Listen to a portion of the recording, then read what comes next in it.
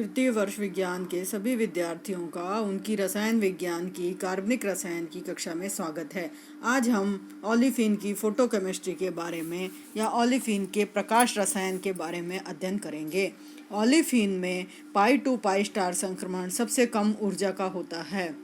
असंयुग्मित olefin के लिए इस संक्रमण की तरंग दैर्ध्य 180 से 200 nm तथा कॉन्जुगेटेड ओलेफिन के लिए ये लैम्डा मैक्स का मान 200 nm या उससे अधिक होता है। यह संक्रमण सममित अनुमत होने के कारण तीव्र अवशोषण बैंड देता है। ओलेफिनों में इंटर सिस्टम क्रॉसिंग नेचर जो है वो बहुत कम होती है, अतः उत्तेजित अवस्था सिंगलेट अवस्था या एकक अवस्था होती है। इसी एकक अवस्था के द्वारा ओलेफिनों की अनेक प्रकाश रासायनिक अभिक्रियाएं होती हैं। ओलेफिनों की triplet excited state triplet donor द्वारा ओलेफिन अणु को ऊर्जा स्थानांतरण के द्वारा प्राप्त की जा सकती है। अर्थात यदि हम ओलेफिन में ट्रिपलेट स्टेट पाना चाहें तो उसके लिए हमें एक डोनर की आवश्यकता होती है और डोनर से सीधा जो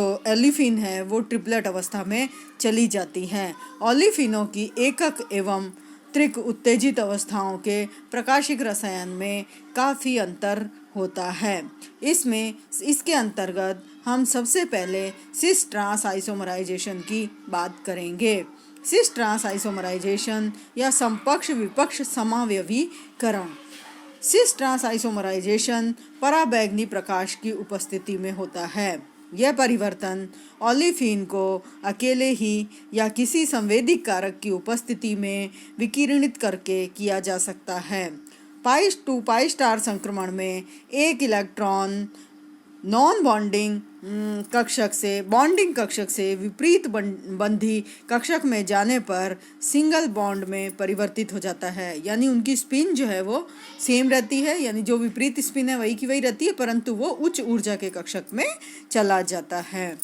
परिणाम स्वरूप सी सिंगल बॉन्ड सी बंध मुक्त घूर्णन की प्रवृत्ति को प्रदर्शित करता है। यानी जब डबल बॉन्ड है, जैसे ही एक्साइटेड स्टेट में इलेक्ट्रॉन गया तो उस समय वो फ्री रोटेशन सिंगल बॉन्ड बन जाता है और सिंगल बॉन्ड जब शो होने लगा तो वो फ्री रोटेशन उसके अंदर हो सकता है। तो मुक्त घूर्णन की प्रवृत्ति दिखाई देने लगती है उसमें, और मुक्त घूर्णन की प्रवृत्ति दिखाई देने के कारण समपक्ष से विपक्ष में और विपक्ष से समपक्ष में समावयवीकरण की संभावनाएं बढ़ जाती हैं। साधारणतया ओलेफिनों की प्रकाश रासायनिक अभिक्रियाएं त्रिक अवस्था द्वारा प्रारंभ होती हैं, कुछ की सिंगलेट अवस्था में ही होती हैं। तो यहाँ पर यदि हम इन अभिक्रियाओं को देखें तो इन अभिक्रियाओं को दो भागों में बांट सकते हैं, विद सेंसिटाइजर और विदाउट सेंसिटाइजर। जब विदाउट सेंसिटाइजर रासायनिक अभिक्रिया होती है तो सिंगलेट स्टेट से ही प्रोडक्ट में कन्वर्जन हो जाता है और उसमें हमें ट्रिपलेट स्टेट प्राप्त नहीं होती है। परंतु यदि विद सेंसिटाइजर रासायनिक अभिक्रिया होती है तो विद सेंसिटाइजर रासायनिक अभिक्रिया के अंदर हमें ट्रिपलेट स्टेट प्राप्त होती है।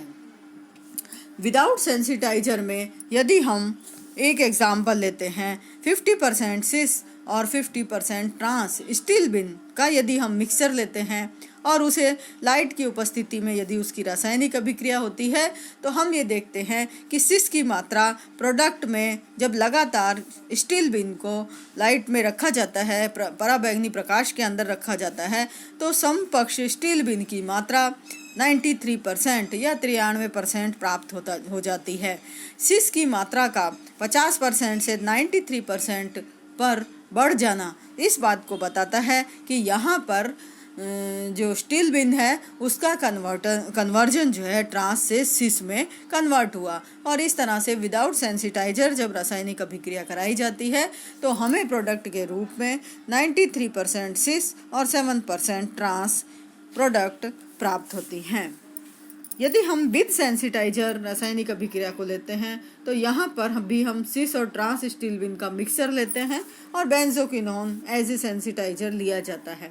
बेंजोक्विनोन सेंसिटाइजर लेने पर स्टील बिन सीधा ट्रिपलेट अवस्था में परिवर्तित हो जाती है और ये ट्रिपलेट अवस्था में परिवर्तित हो जाती है और जो बेंजोफिनॉन है वो नॉर्मल स्टेट में आ जाता है। अब ये बेंजोफिनॉन ट्रिपलेट जो है वो सिस स्टिल्बिन की मात्रा 93% हमें प्राप्त होती है। यानी यहाँ पर ये अभिक्रिया विदाउट सेंसिटाइजर और विद सेंसिटाइजर दोनों तरह से होती है।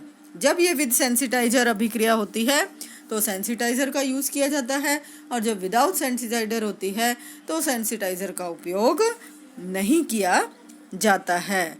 फोटो आइसोमराइजेशन की अभिक्रिया में ओलिफिनों में त्रिक ऊर्जा दाताओं की उपस्थिति में जब विकिरण करके अभिक्रिया करवाई जाती है तो दाता की त्रिक ऊर्जा समपक्ष 50 किलो कैलोरी पर मोल एवं विपक्ष 57 किलो कैलोरी पर मोल स्टील बिन की ऊर्जा से अधिक होनी चाहिए। यानी दाता की जो ऊर्जा है, जो दाता परमाणु है बेंजोफिनॉन जो हम ले रहे हैं, उसकी ऊर्जा 50 और 57 किलो कैलोरी पर मोल से ज़्यादा होनी चाहिए, जो कि स्टील बिन की खुद की त्रिक अवस्था की ऊर्जा है, तब वो डोनर का काम कर सकता है।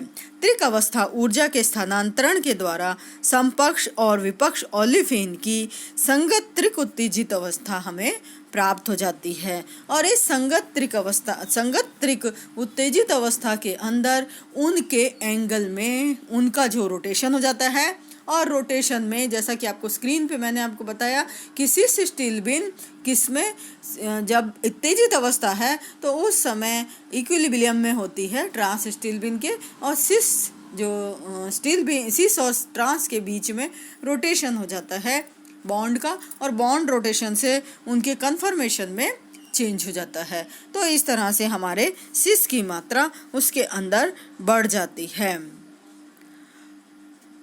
तीसरी इसमें इसके अलावा जो फोटो आइसोमराइजेशन की अभिक्रिया है वो एक और तीसरी अभिक्रिया है।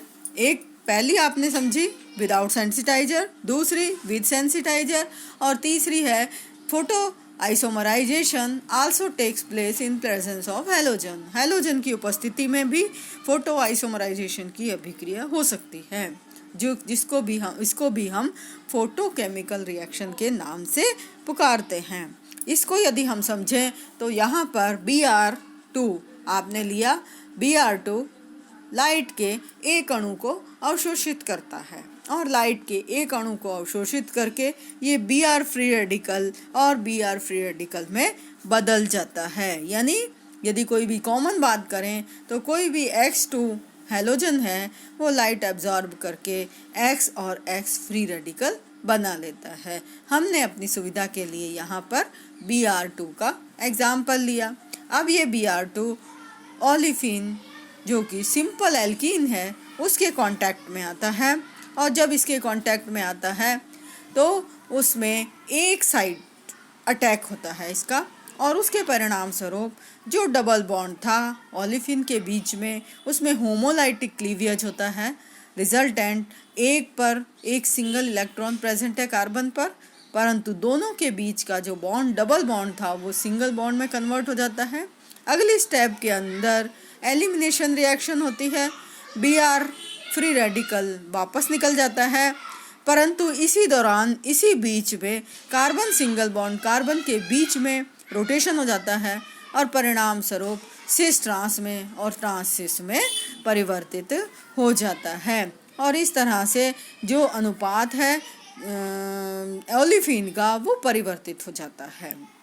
एक और प्रकार की अभिक्रियाएं ओलिफिन के अंदर होती हैं जिन्हें कि हम डाइमराइजेशन रिएक्शन कहते हैं या द्वितयन अभिक्रियाएं कहते हैं। द्वितयन या डाइमराइजेशन रिएक्शंस का मतलब है दो अणु का आपस में जुड़ना, या एक अणु दूसरे उसी अणु से जुड़ करके एक डाइमर का निर्माण करता है। डाइमर का जो निर्माण होता है ये डाइमर रिएक्शन ओलिफिन की सेंसिटाइजर की उपस्थिति में होती हैं। असंतृप्त कीटोनों के समान ओलेफिन भी द्वितीयन अभिक्रियाएं प्रदर्शित करती हैं। ये डाइमराइजेशन रिएक्शन या द्वितीयन अभिक्रियाएं त्रिक उत्तेजित अवस्था के संपर्क में आने से होती हैं।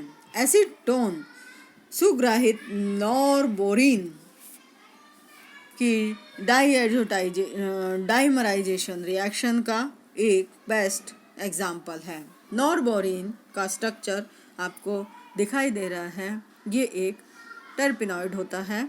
नॉरबोरिन में आप देखिए चेयर फॉर्म है और इस चेयर फॉर्म के अंदर यहाँ पर एक डबल बॉन्ड उपस्थित होता है। ये एसीटोन के कांटेक्ट में आता है और लाइट के कांटेक्ट में आता है। दोनों के संपर्क में आते ही ये एसीटोन ट्रिपलेट अवस्था में कन्वर्ट हो जाता है। यानी यहाँ पर जो लाइट है वो अबाउट 300 nm की देनी पड़ती है, क्योंकि लाइट एब्जॉर्प्शन का काम सेंसिटाइजर कर रहा है। तो सेंसिटाइजर लाइट अवशोषण का काम करता है और लाइट अवशोषण के बाद ये उत्तेजित अवस्था में ट्रिपलेट अवस्था बना लेता है। ट्रिपलेट अवस्था बनने के बाद ये नॉरबोरिन इसके संपर्क में आती है और संपर्क में आने के बाद ये एनर्जी नॉरबोरिन को एसीटोन अपनी एनर्जी ट्रिपलेट अवस्था की नॉरबोरिन को ट्रांसफ़र कर देता है और खुद ग्राउंड स्टेट में आ जाता है। उत्तेजित अवस्था में नॉरबोरिन के दो अणु आपस में जुड़ जाते हैं और एक डाइमर का निर्माण करते हैं, जिसे बिस नॉरबोरिन के नाम से जाना जाता है। ये जो डाइमर है उसका क्या नाम है? बिस नॉरबोरिन। इसी तरह से एक और कंपाउंड है, उसके भी दो अणु आपस में टेट्रा मिथाइल एथिलीन। देखो यहाँ पर एक कार्बन, दोनों कार्बन के बीच में डबल बॉन्ड है और दोनों हाइड्रोजन जो इथाइलिन के हैं वो CH3 ग्रुप से रिप्लेस हो गए। ऐसा ये कंपाउंड भी डाइमर प्रोडक्ट बनाता है और इस तरह से एक 4 मेंबर्ड साइक्लिक रिंग का निर्माण हो जाता है। तो वो भी सबसे पहले एसीटोन की उपस्थिति में एसीटोन लाइट का एब्जॉर्प्शन करेगा अबाउट 300 nm, फिर वो ट्रिपलेट अवस्था में कन्वर्ट हो जाएगा। ट्रिपल अवस्था में कन्वर्ट होने के बाद वो एनर्जी का ट्रांसफ़र रिएक्टेंट को दे देगा और देने के बाद सेंसिटाइजर ग्राउंड स्टेट में चला जाता है। रिएक्टेंट ट्रिपलेट अवस्था की उत्तेजित अवस्था में जाता है और उस समय इसका डबल बॉन्ड सिंगल बॉन्ड में कन्वर्ट हो जाता है और जो फ्री इलेक्ट्रॉन हैं वो चारों कार्बन के फ्री इलेक्ट्रॉन आपस में बॉन्ड बनाकर एक 4 मेंबर्ड रिंग का फॉर्मेशन कर देते हैं। तो इस तरह से एक प्रोडक्ट का निर्माण हो जाता है। तो इस तरह से जो फोटोसेंसिटाइज़र हैं उनकी उपस्थिति में ओलेफिन की अभिक्रियाएं होती हैं। तो ओलेफिन की अभिक्रियाएं इसके अलावा भी होती हैं, जैसे यदि इसी नॉरबोरिन के अंदर 2 डबल बॉन्ड उपस्थित हों तो नॉरबोर्नाडाइइन कहते हैं और नॉरबोर्नाडाइइन भी प्रकाश की उपस्थिति में समावयवीकृत होकर के क्वाड्रीसाइक्लिन का निर्माण कर देती है। तो इस तरह से वहाँ पर चूंकि डबल बॉन्ड है इसलिए क्वाड्रीसाइक्लिन हो जाता है और दोनों डबल बॉन्ड आपस में जुड़ करके और एक दोनों डबल बॉन्ड पर अभिक्रिया होती है और एक रिंग का निर्माण हो जाता है और इस तरह से हमें उसमें क्वाड्रीसाइक्लिन मिलता है। तो इस तरह से ओलेफिन की अभिक्रियाएं 3 तरह से होती हैं, विदाउट फोटोसेंसिटाइजर, विद फोटोसेंसिटाइजर और इसके अलावा किसकी उपस्थिति में? हेलोजन की उपस्थिति में। तो इस तरह से यदि आप देखें तो हमें पता चला कि यहाँ पर फोटोसेंसिटाइजर का बहुत ही उपयोग है। फोटोसेंसिटाइजर का मुख्य उपयोग है कि यहाँ पर रिएक्टेंट को अपनी खुद की सिंगलेट स्टेट नहीं बनानी पड़ती और रिएक्टेंट की सिंगलेट स्टेट जो है वो अवॉइड की जा सकती है। दूसरा, प्रोडक्ट की क्वांटम यील्ड को बढ़ाया जा सकता है और ऐसा कंपाउंड या ऐसा पदार्थ जो कि खुद की लाइट एब्जॉर्ब करके केवल सिंगलेट अवस्था के प्रोडक्ट देता है परंतु यदि सेंसिटाइजर से उसकी रासायनिक अभिक्रिया होती है तो उसके प्रोडक्ट की मात्रा में वृद्धि होती है और सेंसिटाइजर की उपस्थिति में वो ट्रिपलेट अवस्था में अलग तरह के प्रोडक्ट देता है और सिंगलेट अवस्था में अलग तरह के प्रोडक्ट देता है।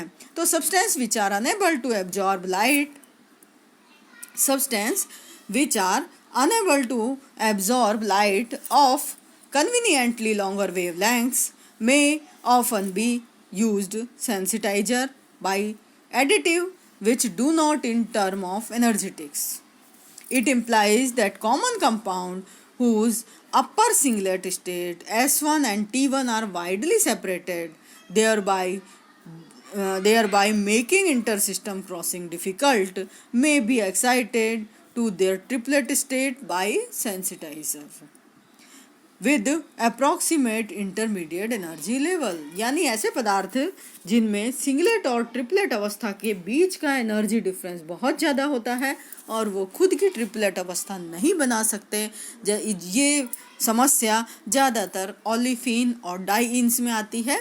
ऐसे पदार्थ ट्रिपलेट स्टेट बनाने के लिए सेंसिटाइजर से सीधी ऊर्जा लेकर के और ट्रिपलेट स्टेट में चले जाते हैं, अर्थात खुद का कोई रोल उनका नहीं होता और वो सीधी पकी पकाई लेकर के और सीधी ट्रिपलेट अवस्था अपनी बना लेते हैं। और जो सेंसिटाइजर है वो सेंसिटाइजर फोटो सेंसिटाइजर ऑटोमेटिक उनको एनर्जी ट्रांसफ़र करके और खुद ग्राउंड स्टेट में चला जाता है। तो इस तरह से आज मैंने आपको फोटो केमिस्ट्री ऑफ एल्यूफिन के बारे में बताया। अब फोटो केमिस्ट्री ऑफ ब्यूटाडाइन के बारे में हम नेक्स्ट वीडियो में इसके बाद देखेंगे। धन्यवाद।